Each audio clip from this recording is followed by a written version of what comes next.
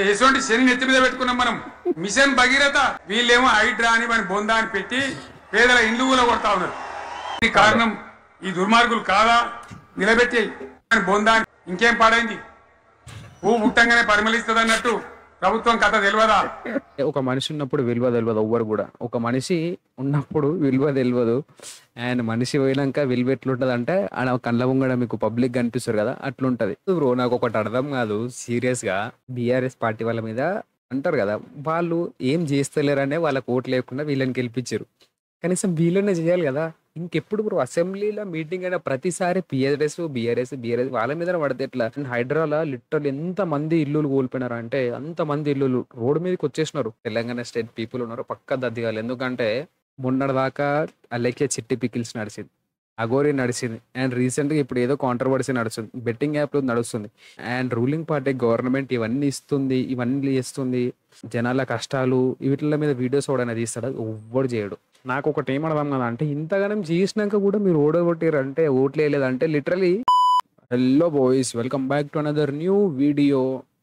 And మనం last KCR speech ఏదైతే video upload చేసినామో హ్యూజ్ రెస్పాన్స్ అనమాట. So back to back comments పెడుతున్నారు, బస్ పార్ట్ టూ అని చెప్పి. సో ఇది మీకోసం. అండ్ ప్లీజ్ ఈ పాలిటిక్స్ లైక్ నన్ను ఇన్వాల్వ్ చేయకండి. నేను ఏంటంటే జస్ట్ రియాక్షన్ వీడియోస్ చేస్తున్నా, అండ్ కేసీఆర్ మనకి అందరికి ఇష్టం కాబట్టి సో నేను చేయాలని ఫిక్స్ అయినా. అంతేగాని కాంట్రవర్సీస్ చేయకండి, మంచిగా ఉంది ఇట్లనే ఉండండి అండి. నా మనసు బాధ అవుతుంది, నా మనసు కాలుతుంది, ఇబ్బంది అవుతుంది. నాకన్నా ముందటనే తెలంగాణ ఇట్లా కావడం నాకు దుఃఖం కలిగిస్తూ ఉంది. నేను ఆవేదనతో చెప్తున్నా ఈ మాట. ఒక్క మాట మీరు అందరూ ఆలోచన చేయండి. తెలంగాణలో భూముల ధరలు ఎట్లుండే?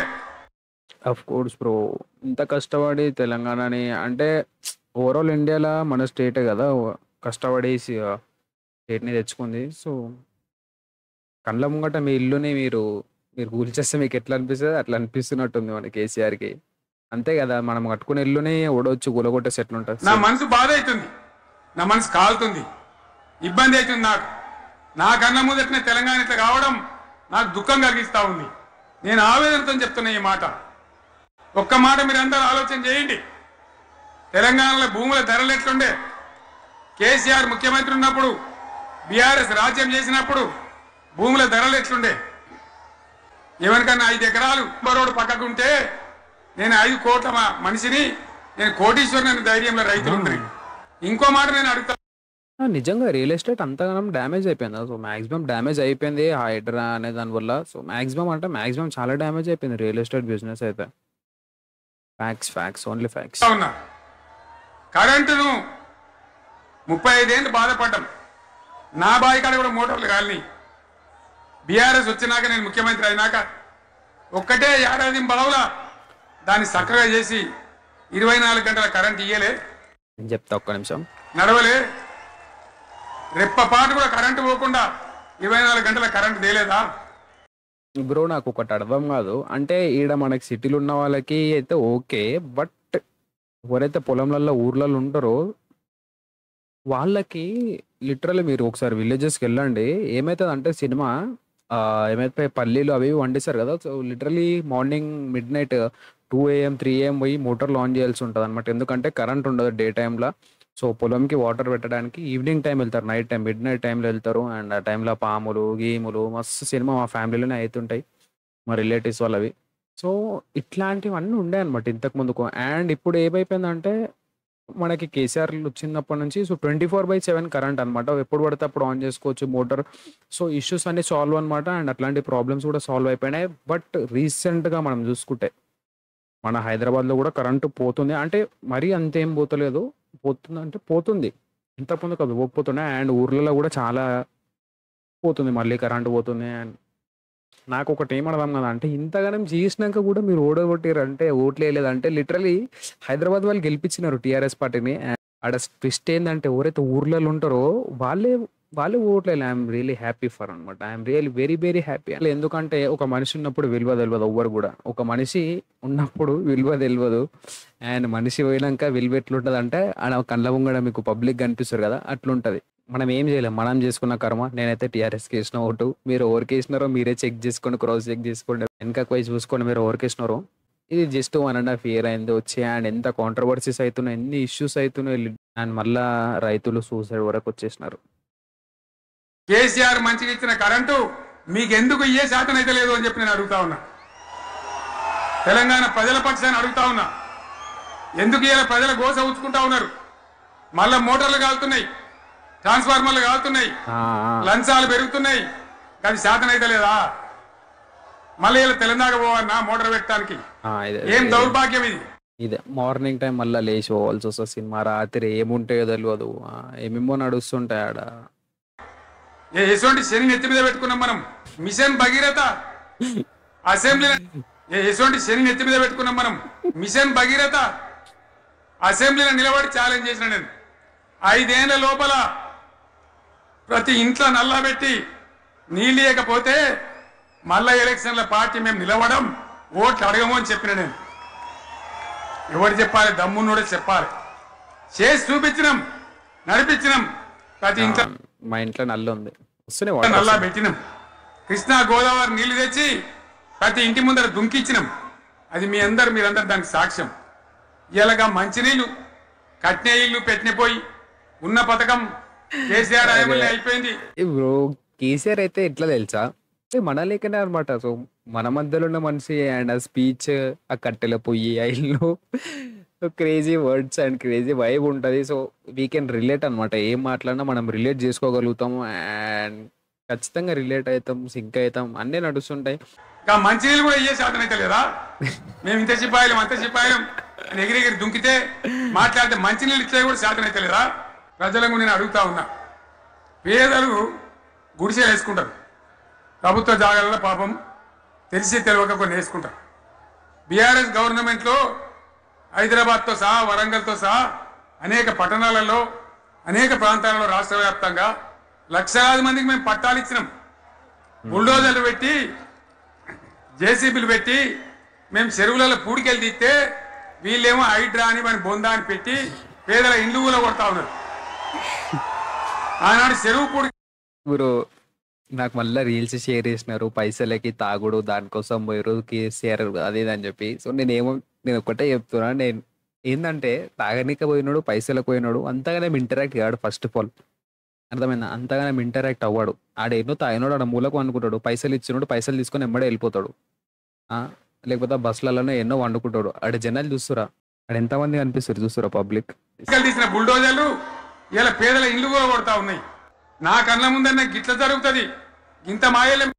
ఇగో ఈ ఇల్లులో సీన్ ఏంటంటే, ఫస్ట్ ఆఫ్ ఆల్ నేను ఒకటి చెప్తున్నా, అండ్ ఇది నచ్చిన వాళ్ళు తీసుకొని, నచ్చిన వాళ్ళు తీసుకోండి. ఫస్ట్ జనాలు ఎవరైతే ఉన్నారో పక్క దద్దమ్మలు, పక్క ఎర్రిగాళ్ళు, జనాలు, ప్రజలు అంటే ఎవరైతే తెలంగాణ స్టేట్ పీపుల్ ఉన్నారో పక్క దద్దిగాళ్ళు.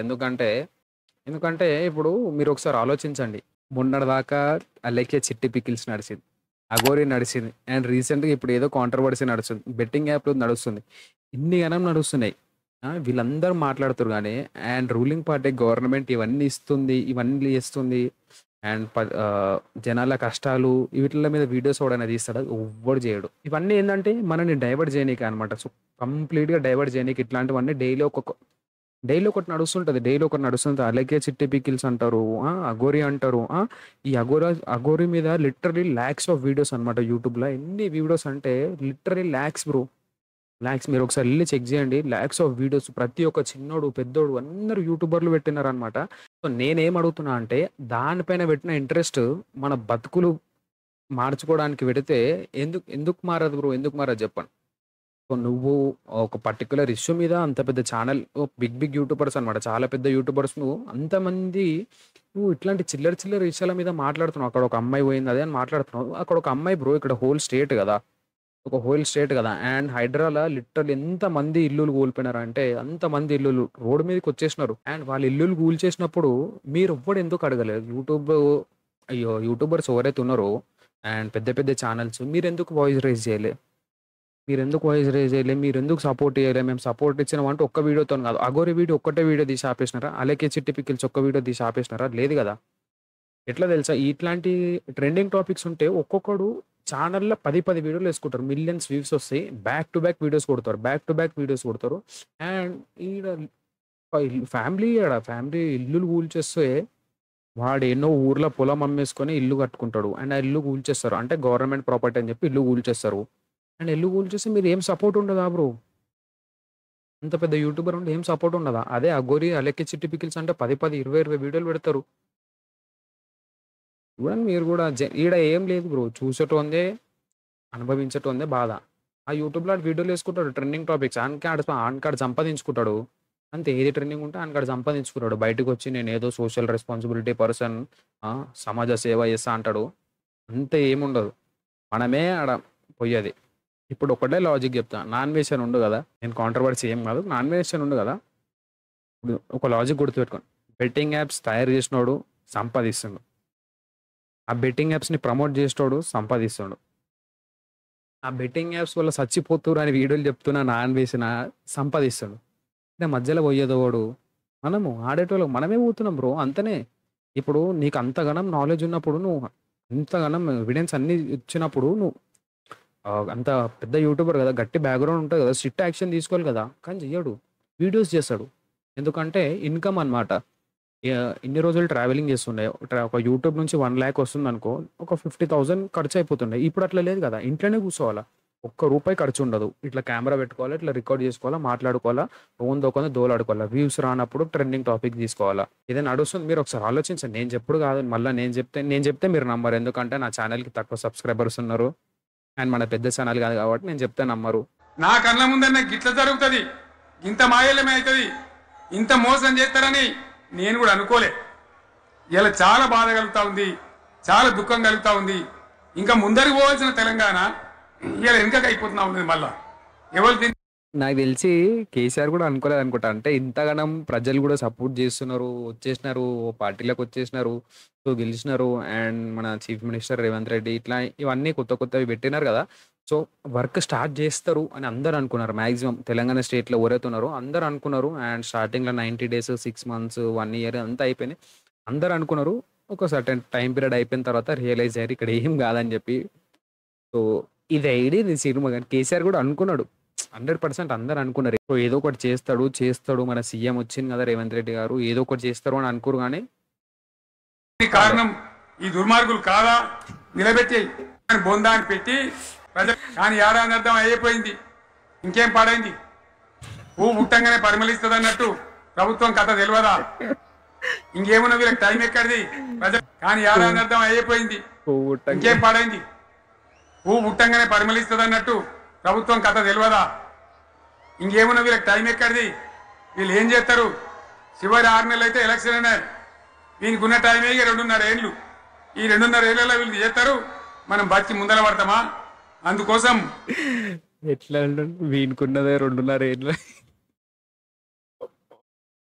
నన్ను ఏమనుకోరు బ్రో, నేను అన్నీ రిపీట్ చేస్తున్నా, చాలా రెస్పెక్ట్ ఇస్తా హయ్యర్ ఆఫీషియల్స్ కి. ప్రజానీకం, మేధావులు, తెలంగాణ ప్రజలు దయచేసి అందరు ఆలోచన చేయాలి. మళ్ళీ ఇప్పుడు ఏం చేస్తారు? మాట్లాడితే బీఆర్ఎస్ మీద బదనం, ఇక వశమైతే లేదురా అని భూముల అమ్మకానికి పెడతామంటారు. కాదు బ్రో, నాకు ఒకటి అర్థం కాదు సీరియస్గా. బీఆర్ఎస్ పార్టీ వాళ్ళ మీద చేస్తారు అంటారు కదా, వాళ్ళు ఏం చేస్తలేరనే వాళ్ళకి ఓట్లు లేకుండా వీళ్ళని గెలిపించారు. కనీసం వీళ్ళనే చేయాలి కదా.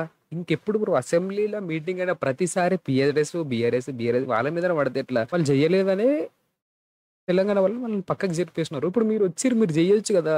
నాకు అనిపిస్తుంది ఇవన్నీ మాట్లాడాలి, కానీ పెద్ద కాంట్రవర్సీలు అయితే. సో అంతే కదా బ్రో, ఇప్పుడు ఒకటి చేస్తలేడని మనం పక్కకి జరిపేసినప్పుడు నువ్వు వచ్చినప్పుడు నువ్వు చెయ్యాలి కదా. నువ్వు ఉన్న అన్ని రోజులు వాని మీదనే పాయింట్అవుట్ చేసి చూపిస్తే ఇంకెందుకు, ఇంకా 5 years అయిపోతుంది కదా. భూముల అమ్మకానికి పెడతామంటారు. అమ్మచ్చు, అత్యవసరమైతే కొన్ని అమ్మచ్చు. ప్రజలకు అవసరం లేని ఉంటే, విలువ వచ్చేది ఉంటే, ప్రజల పనుల కోసం కొన్ని అమ్మచ్చు.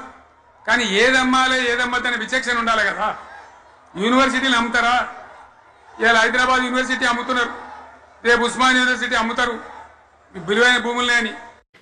అండ్ ఈ పెద్ద కాంట్రవర్సీ హైదరాబాద్ యూనివర్సిటీది చాలా పెద్ద కాంట్రవర్సీ అనమాట. హెచ్యూది అయితే పెద్ద controversy. And KTR literally open statement అనమాట, ఒవ్వడు కొనుక్కున్నా నెక్స్ట్ అప్కమింగ్ మేమే వస్తాం, గుంజి పడేసుకుంటాం రా. రాజ్యం నడప చేతగాక ఎల్లెంకల పడి రాష్ట్రాన్ని ఆర్థికంగా దివాలు తీసి అలా చూడరు బ్యాక్గ్రౌండ్ లో సీఎం సీఎం అంటేనే ఉన్నారు లిటర్ నాన్ స్టాప్ అంటారు back to back CM. Palamuru పథకం 80% కంప్లీట్ అయింది. ఎందుకు మా ఇప్పుడు ఎవరైతే సీఎం ఉన్నారో ఆయన కూడా మా మహబూబ్ నగర్ సైడ్ వాళ్ళే అనమాట. అండ్ మా ఊరే అనమాట. సో రేవంత్ రెడ్డి గారిది మా ఊరికి ఒక 15-20 కిలోమీటర్స్ అనమాట. సో మేము వాళ్ళ ఊరు పైన నుంచే వెళ్తాం. అండ్ మన డిస్ట్రిక్ట్ సైడ్ 80% కంప్లీట్ అయిపోయిన ప్రాజెక్ట్ ఎందుకు పెండింగ్ ఉందో స్టిల్ బిగ్ క్వశ్చన్. దాన్ని పెండింగ్ లో పెడుతున్నారు? ఎందుకు దాన్ని పూర్తి చేస్తలేరు? వీడియో దాంట్లో నేను రీల్స్ లో ఎన్న కత్తి వాన్ చేతికి ఇచ్చి యుద్ధం నన్ను చేయమంటే అండ్ మన కామెంట్ కూడా పెట్టారు. నాకు ఆ వీడియోస్ ఆ క్లిప్స్ ఇంకా పాప్ కాలే. సో నేను హోప్ఫుల్లీ ట్రై చేస్తాను. వానికి చెప్తా అవి ట్రిమ్ చేసి పంపించమని చెప్పి. అండ్ మీకు ఇంకో పార్ట్ కూడా కావాలంటే కింద కామెంట్ చేయండి. అండ్ ఈ వీడియో కొంచెం మరీ అంత ఫన్నీ టైప్ కాకుండా అండ్ అందుకంటే దాంట్లో అంతగా డైలాగ్స్ ఏం లేకుండే. సో ఓన్లీ ఫ్యాక్ట్స్ అనమాట. Facts end of the day మనకి మన లైఫ్ ఇంపార్టెంట్ కాబట్టి I'm not in to this అనమాట. టోటల్ నేను ఏ కాంట్రవర్సీలకు రాదలుచుకోలేదు. ఎందుకంటే కింద కామెంట్స్లో పెడుతున్నారు నువ్వు ఇట్లనే పార్టీ వీడియోస్ అని చెప్పి. నేను కాదు, నేను రియాక్షన్ వీడియోస్ చేస్తాను. అండ్ మీకు ఇంకో పాట కావాలంటే చెప్పండి, నేను స్పీచ్ది రియాక్షన్ వీడియోస్ చేస్తాను. అండ్ కొన్ని మాట్లాడుకుందాం అంతనే. కానీ ఎందుకంటే ఈ వీడియోలో నాకే అర్థమవుతుంది. నేను రీల్స్లో చూసిన డైలాగ్స్ కత్త అని చేతికి ఇచ్చి అన్న కేసీఆర్ అన్న అంటున్నావు. సో ఇట్లాంటి డైలాగ్స్ కొన్ని మిస్ అయిపోయినా నాకు అనిపిస్తుంది. ఛానల్ కోరైనా సబ్స్క్రైబ్ చేసుకోకపోతే సబ్స్క్రైబ్ చేసుకోండి, మీ ఫ్రెండ్స్కి షేర్ చేయండి. అండ్ ఇంకేమైనా వీడియోస్ కావాలంటే కింద కామెంట్ చేసేయండి.